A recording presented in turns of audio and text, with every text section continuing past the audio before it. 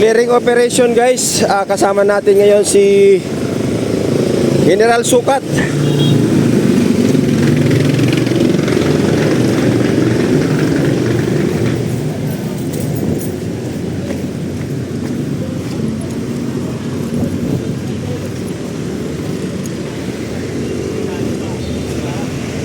Ayan, daming bigas oh, libre yan. Oh, magandang umaga. Magandang umaga, Panyero. Si... Yabagis.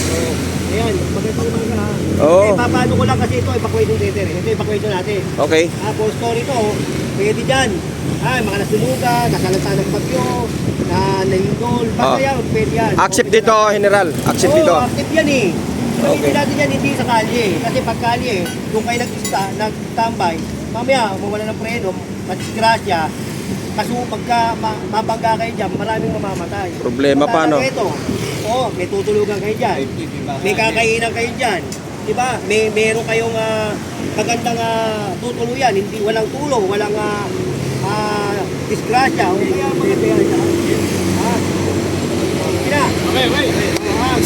umaga sa inyo, ha? Ito, tuloy natin yung ginitiba doon. Tapos mamaya, may update tayo sa barangay, barangay ano? Barangay 8, siyempre. Tuloy na ba yun, Barangay 8? Sino ba na yun? Oo, viral lang ako dun eh. Oh?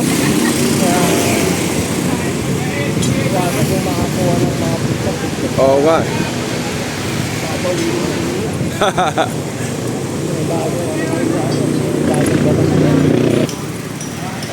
So, yun. Kasama natin si General Sukat guys dito sa may Adel Pantundo. Ito yung barangay 272 no. Tapos nag-ikot tayo dun sa sa kabila. So, meron silang hindi na natin inabot pero meron silang pinaalis doon na mga nakatira na sa sa mismong kalsada na, kaya pinatabi na ni General Sukat. At sabi nga niya, yung sports complex doon ay pupwede doon pangsamantalang lumagi, no? Yung sa mga allowed naman daw yun sa mga nasulugan, nabaha. So yun ang sabi sa atin ni General Sukat. At ito na nga, binisita ni General Sukat yung barangay 272 at in-update nga niya.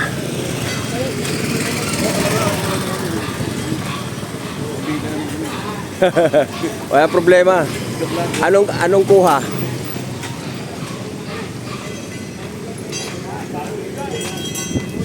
Magandang umaga ulit, ha? Ayan. Break natin yan. Wala yung General, yung bako? Oo. Meron. Darating. Pinapasando ko sa helicopter. Meron. Para matapos na to. Oo. Tapusin na natin to ngayon. Maganda na panahon eh. Correct.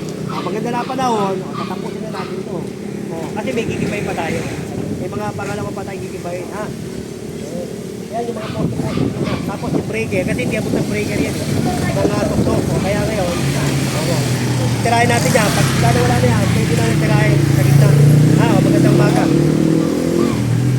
So yan guys, si General Sukat na mismo nag-follow up dito sa barangay 272. Ground zero na yung kabila, General Hindi na ground zero. 0-0. 0-0 na. Ayan na. Oo. Ayan, may kasi yan eh. May tatayo dyan na parang binondominium kong pagkakalam ko. Ilalagay dyan. Okay. Project yan, para marami tayong matulungan. Okay. Okay, General.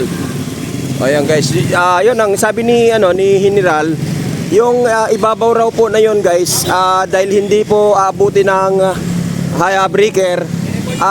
Meron ako telepon dito ha. May report ako. Illegal tapping. Oh, ni-report mo na. Illegal tapping. Illegal tapping kasi. Oo. Ang nagbabayad tayo, ang taxpayer kasi nagbabayad yan eh. Kawawa naman yung mga taxpayer. Kaya pina-report natin yan sa Maynila. Okay. Oo, well, good news.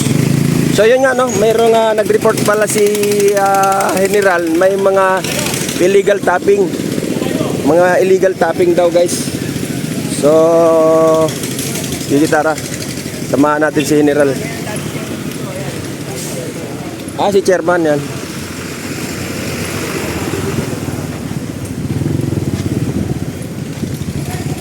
So ito guys yung sinasabi ni zero daw talaga.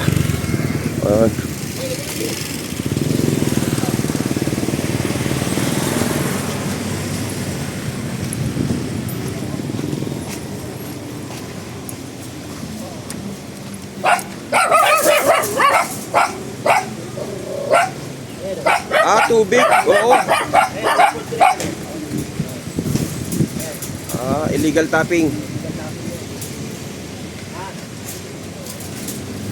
So na-report mo na, General? Oo, inino ko lang, pinakita ko lang sa inyo para makita nyo na yan, ginagamit. Pero ano ba bayad yan? Ang bayad. Okay. Ha? Okay. Alam mo yan? Alam mo yan? Walang metro. Wala. One to sawa. Sawa. Yung bill nila one to sawa. Oo. Kawawa yung nagbabayad eh. Yung tax ng mga amilyar, ginagamit nila. Kaya nito. Oh, sayang ang tax dito. Oh, ayan, diba na? Diba? Kaya nga. Sayang ang pera. Correct.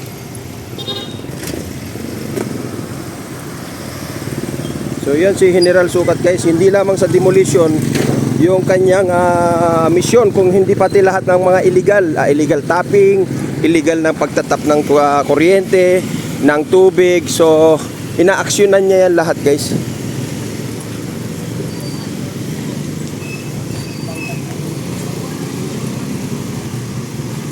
So yan. So ito ngayon guys, balik tayo dito guys. Kasi ang ginagawa ngayon ng demolition, sila yung nasa ibabaw, tao-tao na po yung babakbak. Kaya kung makikita natin dito ay aakyat po yung tao rito sa itaas para mano-mano na pong gagigibain ng tao. Kasi doon po sa ibabaw kasi hindi na po kasi abot ng breaker yon. Hindi na abot ng bako. Kaya ang gagawin nila ay uutay-utayin nila, uunti-untiin nila yung pag demolish dito sa Barangay Hall. Ayan. So ayan guys yung binondominium. Ayan binondominium guys.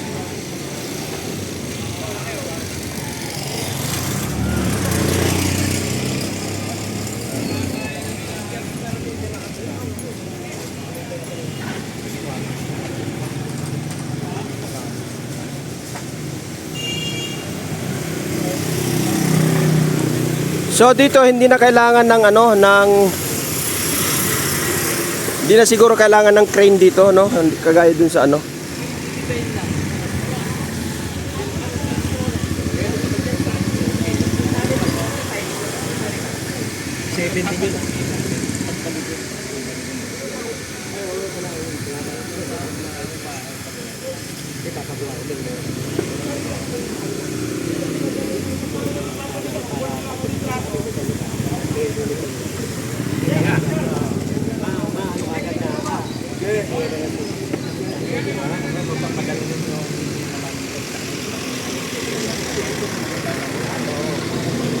medyo maganda mapapipigil.